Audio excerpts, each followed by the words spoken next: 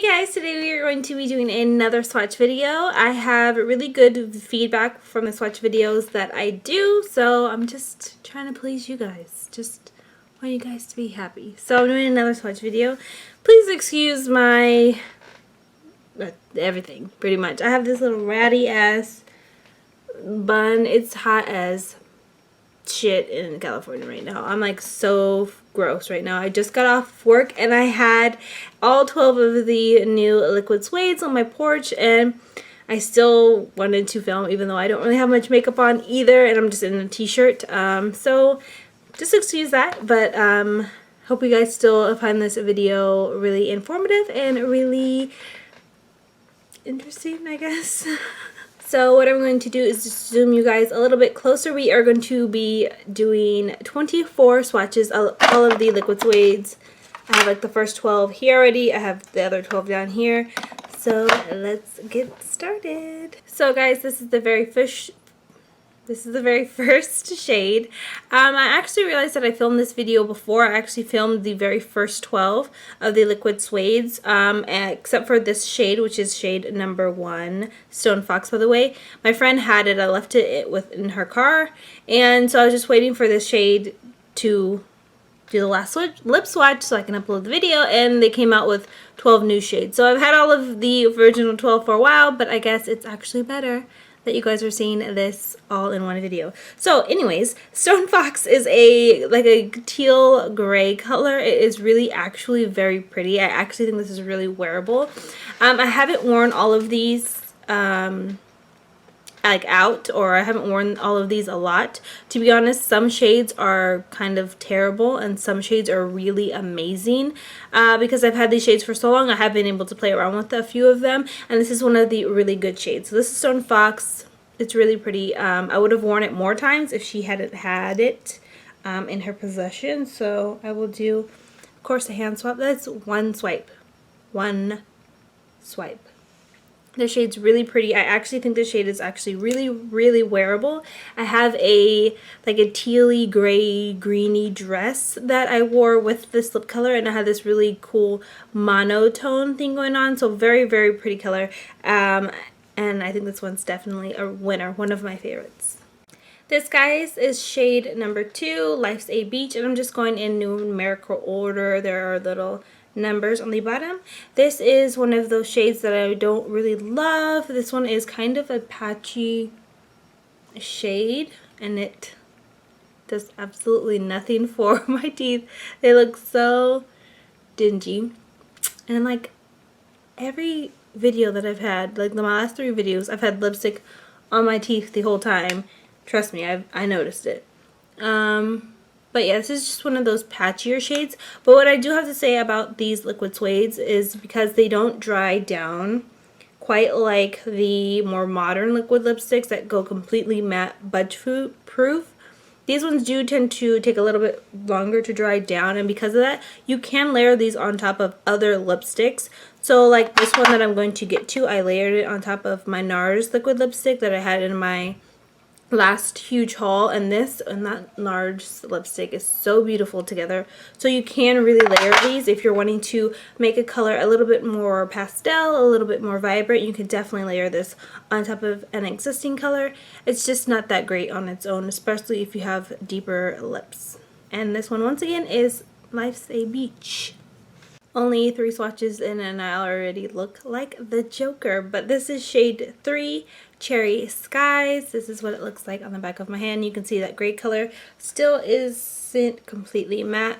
This is one of the good ones though, however. These are all just 1 swipes. This one's very opaque. You get enough product on the flat side of the wand to really do the entire lip. What I like to do is place it, flip it over, do the other top lip, and then smooth it out. You can get really precise. You don't need a lip liner with these. You can if you want to, but you don't really need one. Side note, the new NYX Slide On, Glide On lip liners, and these to me don't really get along. These are very, they're very tacky to hold on liquid or hold on lipsticks. These ones are very creamy, and to me they just kind of goop each other up. So I wouldn't necessarily layer those together if you are going to layer a lip liner, but you don't really need one with these. So Very pretty color. And I will have, usually in the down bar when I list all of the shades on my swatch videos, I usually leave a little asterisk next to my favorites. So you, if you're looking for a shade and you want to know if the quality's good and you forget because I'm rambling, just look at the info bar below. This is shade 4, Soft Spoken. This is one of the shades that is one of the more popular ones out of the lines, ones that people were going crazy for and we were selling out of. So I do really like the shade. This is another really good shade. It is like a pinky nude, I would say. It has a little bit more of a pinky undertone to it. Very, very pretty. And I do really like the shade. I think that it wears really well. It's very flattering. You don't need a lip liner. It's not streaky, and it works just as a standalone lip color. This color, number 5, is Orange County. This one is almost opaque and like amazing enough to wear by itself. I did apply it just now. It looks fine. Here it is swatched on my wrist. But this is a color that is pretty high maintenance if you're going to be wearing it like for a work day or something like that for multiple hours. It can start to goop up if you're trying to reapply it. So I do think that this one is best layered on top of an orange lipstick just to make it a little bit more vibrant. So this is shade 6. This is called Suede. This is one of those shades that's surprisingly very opaque all by itself. I don't really see any of my lip shining through. It doesn't look patchy, but the teeth don't look good on its own. So if you already have like amazing white perfect teeth, then maybe you could pull this off. I think that just by itself, it's coming on my viewfinder a little bit more periwinkle. On my lips, it's actually a little bit more lavender.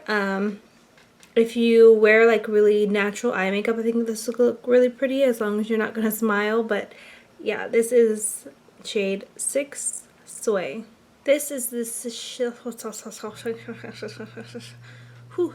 I don't know why I'm having such trouble talking.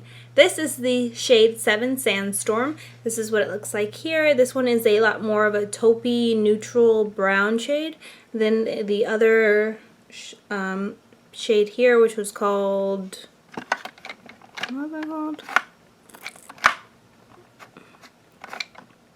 Soft Spoken. This one is definitely, like I said, more on the brown earth side, and this is a shade that I prefer just a little bit more on my skin tone. So they do definitely have some nudes in this collection, which is great. And this one is another one of those really good formulas that you can wear all by itself. This one is shade number 8 in Pink Lust. This is going to be another one of those shades that if you really want it to work, you're going to have to work at it. It is a little bit patchy. It is one of those shades that does nothing to enhance the color of your teeth. Kind of makes my teeth look dingy and disgusting. But it's still a very pretty shade. I would definitely use this as like a layering shade on top of something that is just a little bit more doable, because I feel a little bit like a clown in this lipstick. I'm like sweating so much. It's so hot up here. This shade is number 9, Tea and Cookies. This one is just not for me. It's just not a shade that I'm looking at and thinking, oh yeah, I like this shade. It's just, it's a little bit, just not. It's not the most flattering shade for me or my teeth again. Maybe my teeth are just dingy and I really need to use some Crest White strips because a lot of these shades are just not really working for me. But this is another one of those popular shades from the line. Tea and Cookies is the name of it. Tea and Cookies. The shade 10, Amethyst, is really opaque. It does work really well by itself.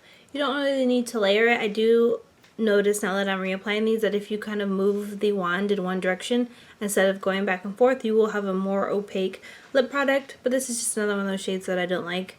I think I talked in my last video that I don't really like purple lips on me, except for like lavenders. And this is just a shade that I just don't care for on myself. But it's still a really nice opaque purple shade if you're wanting something like this. Not terrible, just not something that I'm into. This is shade 12, Kitten Heels. This is just a really nice, pretty, vibrant red shade. It looks really, really nice. This is going to be one of those shades that people were just looking for a classic red lip. This one's bright, not too deep, it's not too blue, it's not too orange, it's just a really pretty red lip. So I think this one is a really great red shade, and another one of the ones out of the collection that does perform really well. So excuse my crooked mouth, but this one is the last shade 12 in the very first launch of the NYX Liquid Suedes. This is one of those shades that it was the most deceiving from the package, I would say. From the package, I thought, you know, it's the last shade. I thought it was just going to be a bit deeper than the Cherry Skies. I thought it was going to be like a really deep reddish burgundy color, but on my lips it actually looks a little bit more plum and more brown than I thought it was going to be, and it's not actually terribly dark on my lips. I feel like it's still really daytime wearable for someone with my skin tone, maybe even a bit deeper, look like a nude. So I really do like this formula of this one as well, and I do think the shade, though not what I thought it was going to be, is still really pretty. And my teeth don't look that yellow in them, so still a really good shade. I look crazy as shit. This is shade number 13. Respect the pink. I need the pink to respect me back, and this is not respecting me or my name. This looks crazy as shit on me. And these are actually the shades that I used to wear like 2 years ago. No, my teeth definitely have to have gotten dingier because it looks like I've eaten butter. I'm definitely going to be using a strip that I actually have in my room after this video because I look crazy as hell. But you know, some people will be able to pull off this shade. And I'm one of those people who think anybody can pull off any shade if they really want to with the right lip liner. But, I mean, in this camera, in my mirror, it looks a little less bad. But on this viewfinder, it looks like I just put pink powdered sugar on my mouth. I look crazy.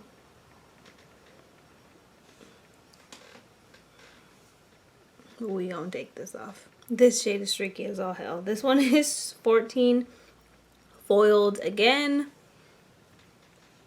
I mean, it could just be because, you know, I've been putting on lipsticks and rubbing my mouth so much, but this one's very streaky.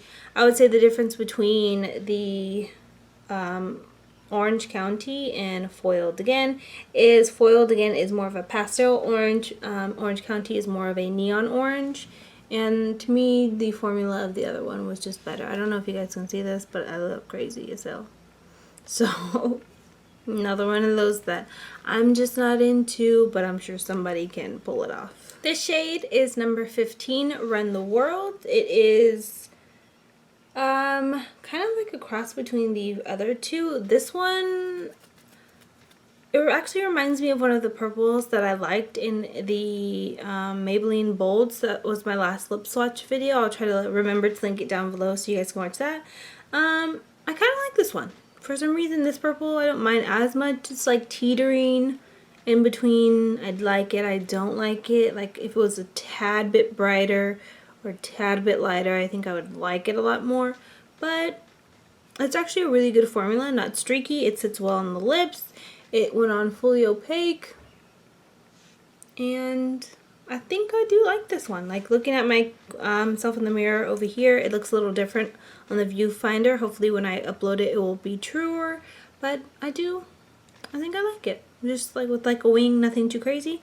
I think this one can be definitely really wearable. This one is in the shade 16, Little Denim, Little Denim Dress, and this one is probably the most unique out of the whole collection. This one did apply just a little bit patchy, but I do think that if you're going for a color this specific, you are probably going to be willing to work with it because it's going to be of a harder color to find. It's not as patchy as some of the other ones in the collection.